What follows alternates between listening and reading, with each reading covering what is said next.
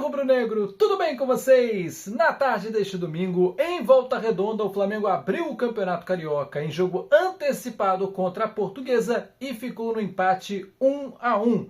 Antes de falar sobre mais essa pelada, eu preciso lembrar você que já está disponível o clube de membros aqui do Covil Rubro-Negro. Por apenas R$ 2,99 por mês, você tem acesso ao primeiro nível de vantagens. Tem também o de R$ 6,99 e o de R$ 14,99, cada um com um nível de vantagens exclusivo para você. Tem leitura e resposta prioritária de comentários, um selinho que mostra quanto tempo você colabora com o canal que mais cresce no YouTube, um grupo de WhatsApp onde você troca ideia com outros membros espalhados pelo planeta Terra, vídeos que chegam primeiro para quem é membro, vídeos que só quem é membro consegue ver e também sorteios exclusivos. Não perde mais tempo, clica já no Seja Membro, escolhe aquele plano que cabe melhor no seu bolso e venha fazer parte dessa família.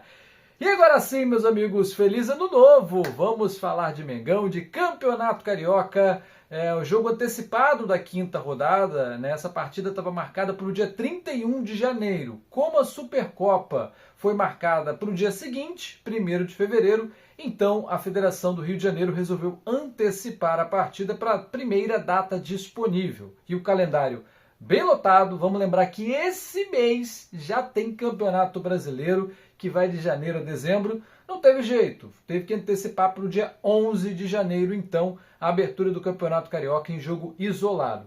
Flamengo e Portuguesa, você que não está muito familiarizado com a nova regra do Campeonato Carioca, para diminuir o número de datas, em vez de fazer 11 jogos na Taça Guanabara, não, são agora, as 12 equipes são divididas em 2 grupos de 6 e você enfrenta os times do outro grupo. Então, Flamengo no grupo B enfrenta a Portuguesa do grupo A, por isso ambos, obviamente, estão liderando os seus grupos, já que pontuaram uma vez. Como todo mundo esperava, a molecada foi para o jogo, porque o time principal se reapresenta nesta segunda-feira, dia 12 de janeiro, então, a pré-temporada ainda vai começar do time principal. Do elenco profissional, apenas o Wallace Ian atuou nessa partida, né? Foi baixado aí para o Sub-20 para poder atuar contra a equipe da Portuguesa. E eu digo baixado para o Sub-20 como força de expressão, porque ele já estourou o limite da categoria, né? Bom, entramos em campo com Léo Nanete, Daniel Salles, Iago, João Vitor e Johnny, Lucas Vieira, Pablo Lúcio e Guilherme Gomes, e lá na frente Joshua, Douglas Telles e Wallace Ian. Bom, desse time sub-20, comandado pelo Bruno Pivetti, a gente só não teve o Rian Roberto, que está lesionado, mas de resto 100% garoto Juninho, muitos aí remanescentes das duas conquistas do Intercontinental Sub-20 e da Libertadores Sub-20, do ano passado e do ano retrasado. Então, vale a pena investir em uma parte dessa galera aí que entrou em campo. Obviamente, né, o Flamengo não esperava-se um grande resultado, porque são meninos de 17, 18, 20 anos que estavam enfrentando uma equipe profissional da Portuguesa, alguns jogadores bem experientes, com rodagem no futebol nacional. E a Portuguesa, obviamente, uma equipe de menor investimento, quer se mostrar, quer que os seus jogadores, inclusive, apareçam. Portuguesa que esse ano vai ter calendário cheio, vai jogar a 4ª divisão do Campeonato Brasileiro. E a Portuguesa até me surpreendeu da forma passiva com que veio para o jogo, né? Bem recuada, esperando, respeitando o time do Flamengo, mesmo sendo uma equipe de jovens, né? Uma equipe sub-20. O jogo em Volta Redonda com um gramado horroroso, sofrível, né? A gente até se pergunta, mas por que esse jogo não foi no Maracanã? Simples, porque o gramado do Maracanã foi replantado, foram 73 jogos ao longo do ano passado, teve show também depois aí da virada do ano, teve virada do ano no Maracanã e show depois da virada, então os trabalhos no gramado demoraram um pouco mais, só deve estar disponível no dia 25. Moça Bonita e Luso Brasileiro também foram vetados. A opção disponível foi mesmo Volta Redonda, mas o Estádio da Cidadania estava com um gramado muito ruim, tanto é que teve que ser irrigado no intervalo, exatamente porque os jogadores estavam reclamando demais do kick da bola, que não conseguiam jogar adequadamente. Muita areia sendo levantada, a Prefeitura de Volta Redonda precisa dar uma melhorada aí no estádio que vai ser utilizado bastante ao longo da temporada. O time da cidade, inclusive, vai jogar a Série C esse ano, já que foi rebaixado da Série B.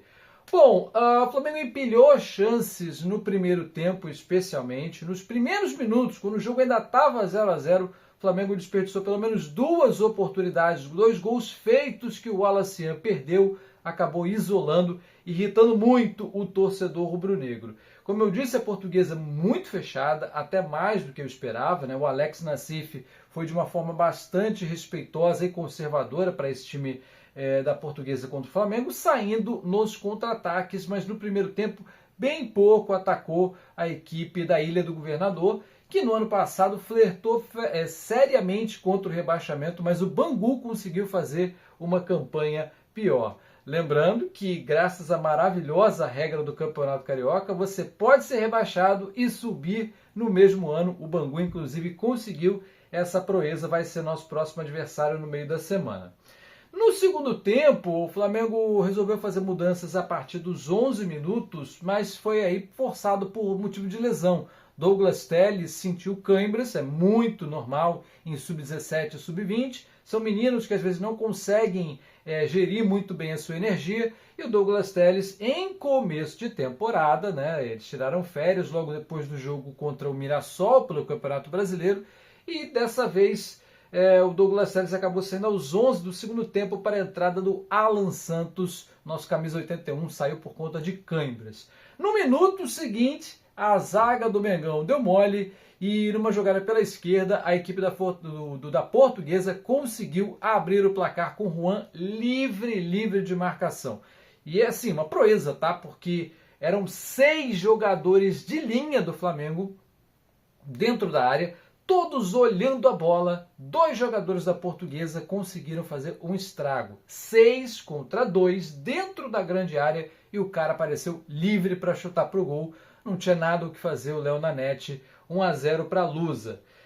O Flamengo mexeu mais uma vez aos 28 do segundo tempo, com a saída do Lucas Vieira para a entrada do Caio Nóbrega, estreante na equipe profissional. Também teve mudanças aos 36, saídas do Joshua e do Pablo Lúcio para as entradas dos também estreantes no profissional, David Viana e Camargo.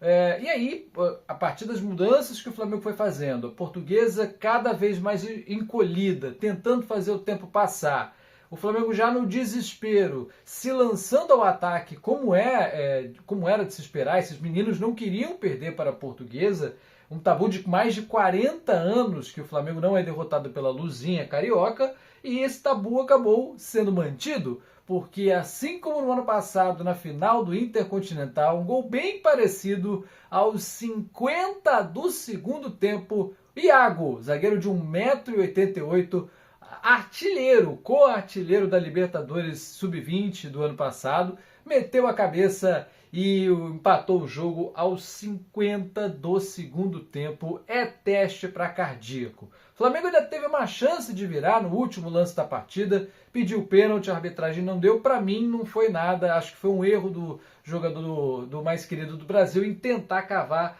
aquela penalidade no último lance do jogo. Mas a impressão que fica dava para ter vencido. Se tivesse mais dedicação no primeiro tempo, a história poderia ter sido completamente diferente. E não posso deixar passar batido aqui. Me estressei muito com o Wallace o jogo inteiro, mas foi dele a assistência para o gol do Iago, cruzamento na medida, na cabeça do nosso zagueiraço, né? Já pode subir para o profissional. E se tem ali algum duelo entre ele e o João Vitor já teve experiência no profissional, fez caquinha em jogo do Campeonato Brasileiro, e o Iago agora está com muita moral. Quem sabe apareça relacionado nos próximos jogos aí do profissional, aí quando entrar o elenco principal, que eu quero dizer. Lembrando que a gente perdeu o Cleiton, tá?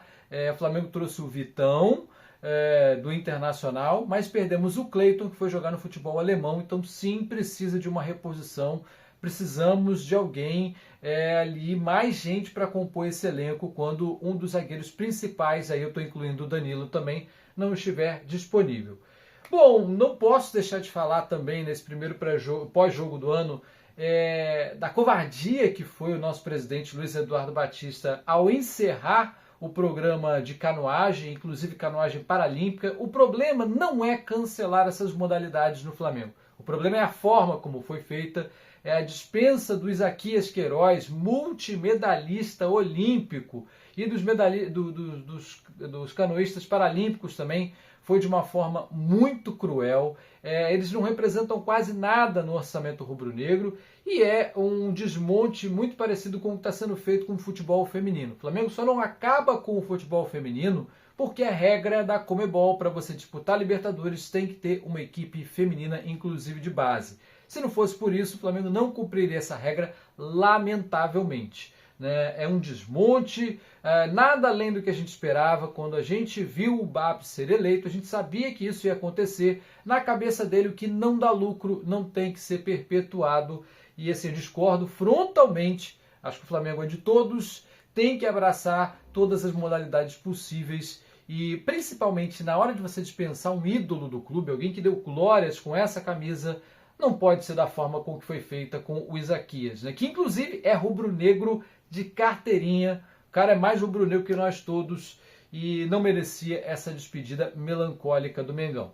Bom, falei do Vitão, a única contratação fechada no Flamengo até o começo dessa temporada. Saídas, nós tivemos o Juninho, que foi jogar no futebol mexicano. O Alan pode sair, seja para São Paulo, seja para Corinthians.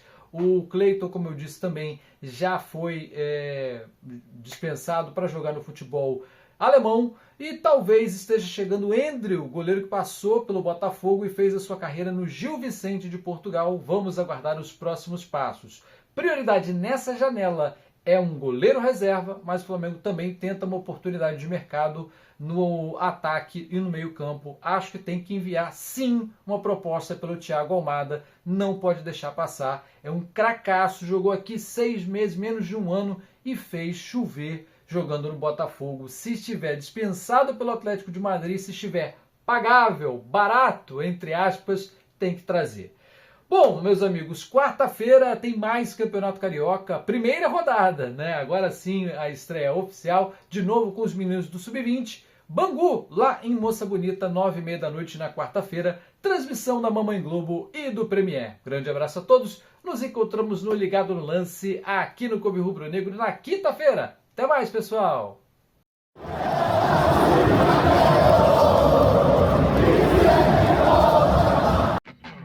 Você está no canal Covil Rubro Negro, o canal que mais cresce no YouTube. Ainda não é inscrito no canal? Pois é, aproveite. Inscreva-se já. Curta os nossos vídeos e não deixe de acionar o sininho das notificações para você ficar sabendo de tudo que rola aqui no canal. E não deixe também de seguir a gente nas redes sociais, no Facebook, no Instagram e também no TikTok. É o Covil Rubro Negro, o canal que mais cresce no YouTube.